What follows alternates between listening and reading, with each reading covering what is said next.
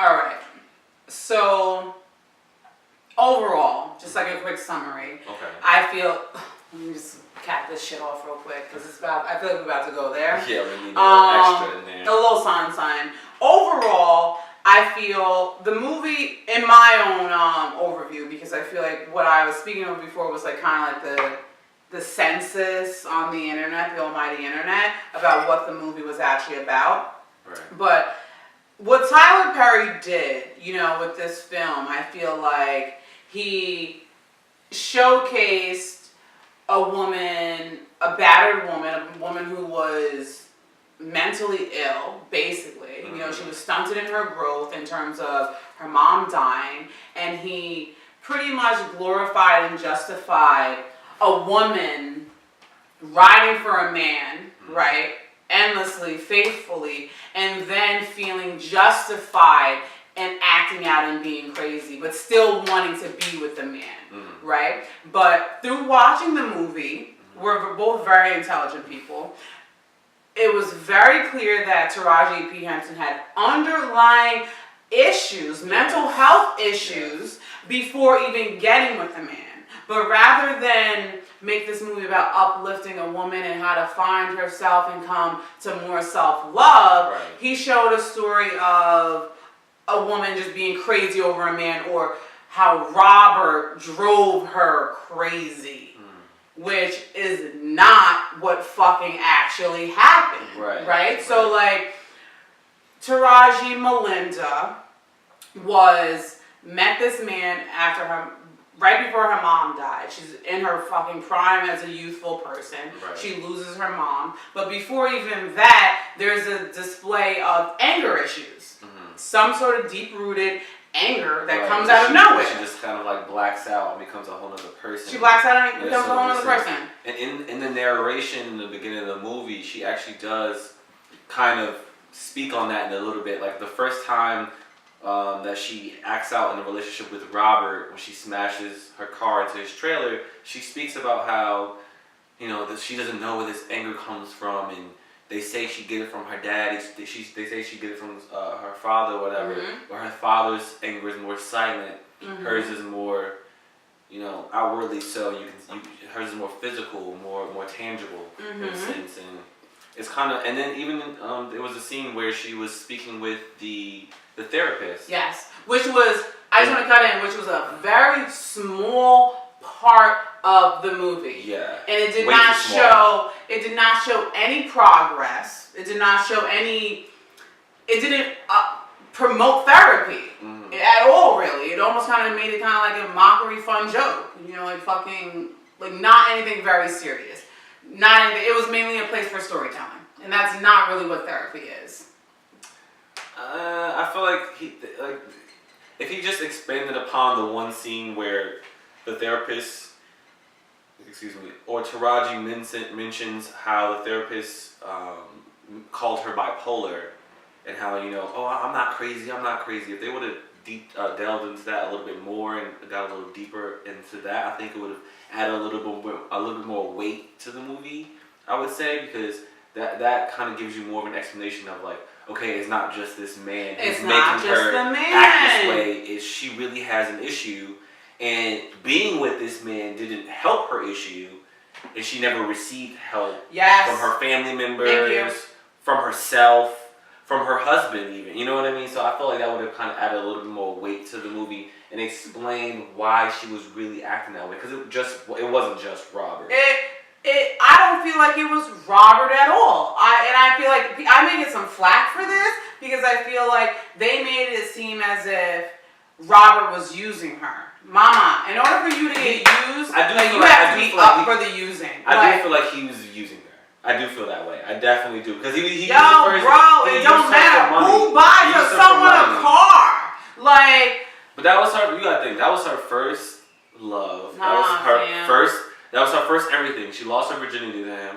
You know what I mean? And like she said, he was there for her at a very vulnerable moment when her mom had just passed away. So she's grieving, she's feeling vulnerable. She's never really had a man treat her this way. And then he comes in loving her, and after he started to kind of reel her in is when he was kind of more so hand out begging for money. I never saw him beg. That was a story. That was some quiet storyline. He never begged. He never begged. He definitely. When he talked about the car, the way they played it, like about the car. But do you see what she paid for the last? Were you awake when she paid for the last 2 semesters of his school? I was up for that shit. And but that was an investment in their future. She wanted to ride out with him. Yo, Robert, he's an inventor. He's got a battery. He's got an idea. You're going with that. But what if she didn't have the money? She had the money. But what if she didn't? Then they was gonna find a way. He was gonna find a way. I don't know. He probably would have been back to Diana or with somebody else instead of staying with Melinda. Well, I mean, I'll take it a step further, and I feel like a part of Taraji's mental illness was trying to buy Robert's love by spending all of that money. I didn't look at it like that. Yeah, you're right. And you can't buy anyone's love. Can't buy anyone's love, but at the same time, when in the moments where it's not about the money, where he is making her feel like. But take it back to the videos when Diana, his ex-affair turned new boo, was in the office watching the videos. What were the videos saying? I want to do this for my wife. Like this invention is for my wife. Everything is for my wife. Like he understood. He knew what she was doing for him. Like he knew. Like okay. It didn't come off like he. Because that's the way that they were telling the story. That's the way that the story was told. He was at the same time, her. you gotta make it. You can't really. You can't bypass the fact that his character in itself was like the typical, you know what I mean? Like it was like stereotypical black man. Like, okay.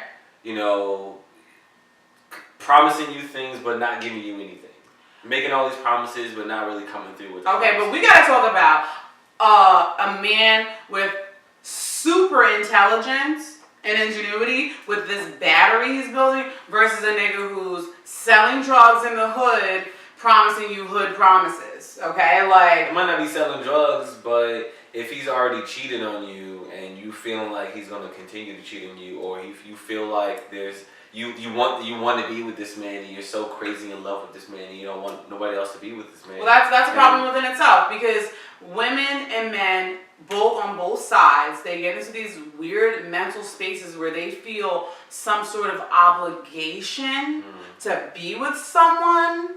Like that has to stop. Like that's a major issue. I don't know whether it was Robert feeling he needed to be obligated to be with Melinda after the whole hysterectomy thing. What did you think about the scene directly after the hysterectomy thing when Melinda was laid up in the bed? Okay. You know, because of the surgery. Yeah. And he comes in, begging and pleading. You didn't think that kind of made him seem real sorry? That was a part of the obligation. That was basically, you piggy right back off of what I was saying. He probably felt obligated because now she's laid up, fucked all the way up. Like, shit, I really did love Diana back in that bedroom, but you know what? Now I feel like she's hurting. She's hurting. I can't be, and this is where it comes in too, I can't be out here looking like this. I did that to her. That's where his thinking is. I made her get fucked up. So I gotta go back over there and get it right. We're gonna have to figure this out. But in turn, him doing that and her not seeing that for him it's more of an obligation, it's playing into the whole fact that she's believing that this man does love her. So she's like, well, if he does love me, why I'm not buying his love. You know what I mean? So she didn't see it that way. You know what I mean? So it's like a It's kind of hard to really say that she was buying his love.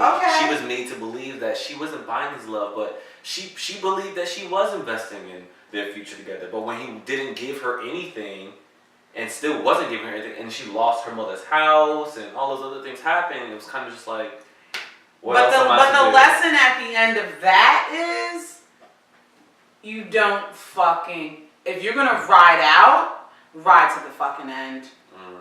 Ride to the end. Some people can't, and that's just the sad truth.